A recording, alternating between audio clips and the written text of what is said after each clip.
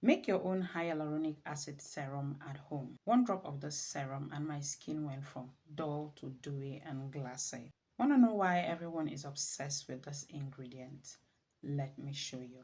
Hyaluronic acid is produced naturally by our bodies, but the amount naturally produced decreases with age, potentially leading to dry skin, wrinkles, and in some cases, joint pains, which is why a lot of people take it orally as supplement.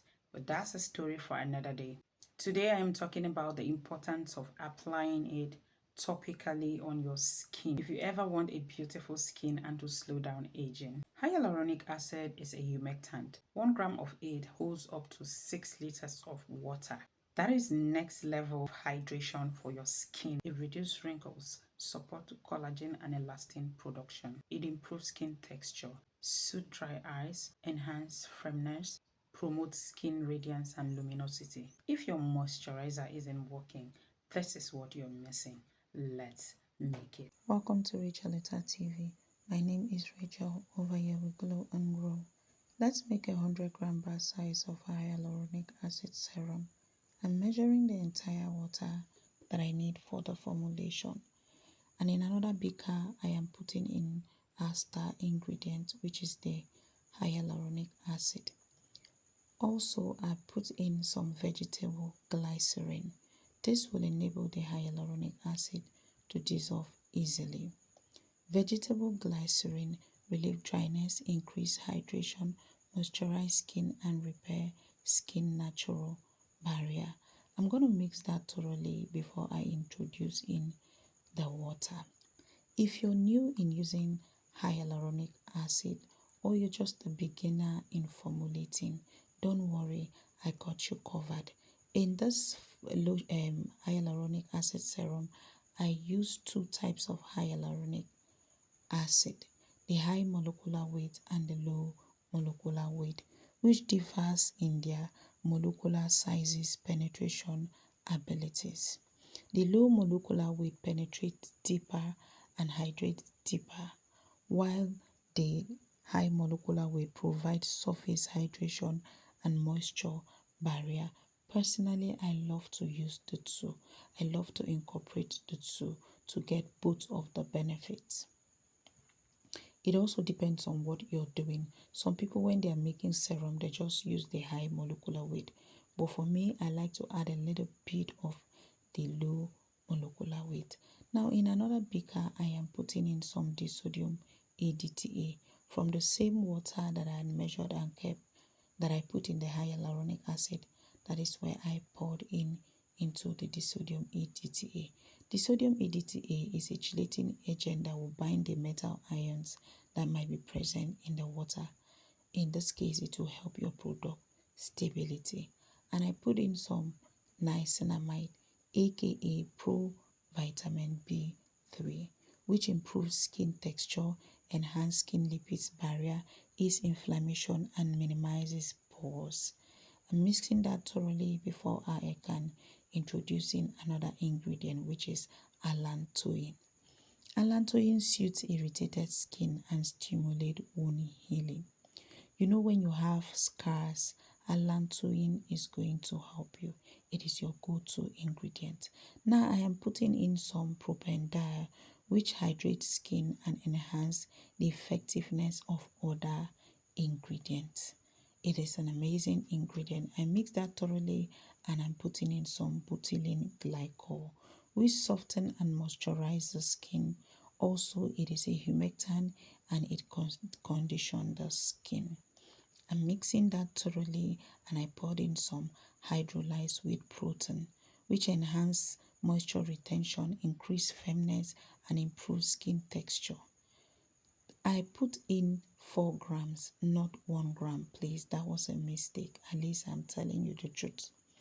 Now I'm going to pour all of that goodness, all of that beauty I just created into the hyaluronic acid that we have kept aside for some time. Now I poured everything together. Look at that beautiful color, which is going to change because I have other ingredients to add and the color will change. But it's okay. The important thing is what we are using, not the color. Now I mix that and I put in some dimethyl isosobide. This ingredient is a solvent. It will help other ingredients to be transported in the skin. Now mixing that thoroughly to make sure all of the ingredients are well incorporated. The next ingredient I am going to put in is rose water. That is rose water that is going in. Rose water soothes irritation, reduce redness, tone and tighten the skin. I don't joke with rose water except I'm formulating an oil base serum or oil base product that rose water cannot go inside because it is water. But anything that has to do with water based rose water, I don't joke with it. That is for me anyway. Now this next ingredient that I'm about to put, it's tocopherol. It's an amazing ingredient. It is a powerful antioxidant. That is vitamin E. It is not soluble in water, and this is a water-based serum. That is why I am mixing it with the preservative liquid Jama Plus, which is our broad spectrum preservative, and also phenoxyethanol. Phenoxyethanol inhibits the growth of molds in the product. It is not broad spectrum, which means you cannot use it on its own, but you can use liquid Jama Plus on its own. So I mix everything together to make sure the tocopherol will disperse in the serum. That is why I mix it together. Now I'm pouring everything inside. After that, I am going to mix to make sure everything is well incorporated. Now let's talk about tocopherol, which is a powerful antioxidant that moisturizes the skin and protects the skin from UV exposure. Phenoxyethanol, I've already talked about that. So I was mixing the serum. I discovered that it was too thick. I decided instead of me to add more water, it's better for me to add more rose water. That is what you just saw there. Now look at that luxurious, beautiful serum we just created. Look at how luscious it looks, how beautiful it looks. However, the work is not done. We still need to test the pH to see if it is worthy for the skin use. One thing is to make a product, another is to make sure the pH is compatible with your skin pH. Your skin pH is between 4.5 to 5.5. So when you're making products, make sure they fall under that range. However, there are still other products that you can make that are not in this at that pH. It is because of the ingredient. Stay on this channel and you'll find out. Now, when I checked the pH yesterday, it was 5, which is perfect for this formulation. Now, I kept this for 12 hours, and the next day I'm going to check the pH again to see if it is still okay. The reason for this is because when you just finish a product, sometimes the ingredients are not fully incorporated together.